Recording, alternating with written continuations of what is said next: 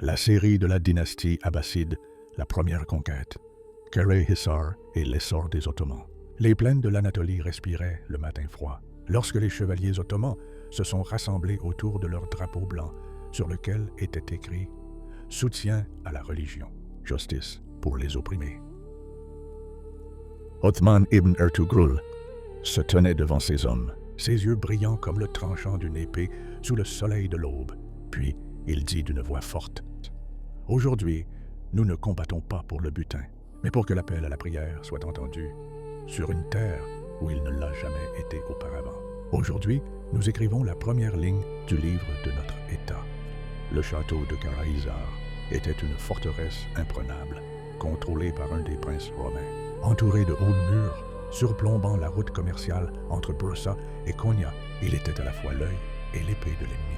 Mais Othman, avec son esprit militaire et son intelligence innée, y vit la clé qui ouvrirait la porte de l'État.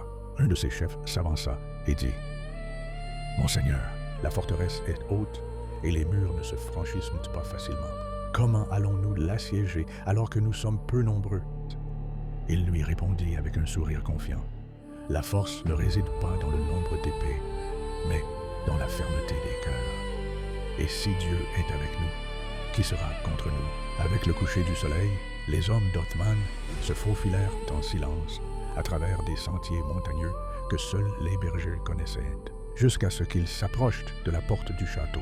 Et tandis que les gardes s'enivrèrent, la voix d'Othman retentit au loin. « Dieu est le plus grand. » Ce cri était comme le tonnerre au cœur de la nuit. Les flammes se sont embrasées, les épées se sont levées et les murs se sont effondrés.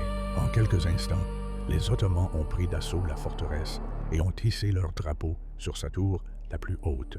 Et, à l'aube du lendemain, le premier appel à la prière a été entendu à Kara-Hissar, une adhan qui n'était pas seulement pour la prière, mais pour annoncer la création de l'Empire ottoman. Après la bataille, Othman s'assit sur un rocher surplombant la ville, à côté de son ancien commandant Abd al-Rahman le Conquérant, et lui dit en contemplant « Ô Abd al-Rahman, aujourd'hui nous avons commencé un long voyage. Cette terre sera témoin de la création d'un État s'étendant d'est en ouest, car nous n'avons pas combattu pour nous-mêmes, mais pour une nation. » Abd al-Rahman hocha la tête avec vénération et dit « Et celui qui combat avec une conviction, son État ne mourra pas, ô Othman. » Othman sourit et tourna son regard vers l'horizon lointain.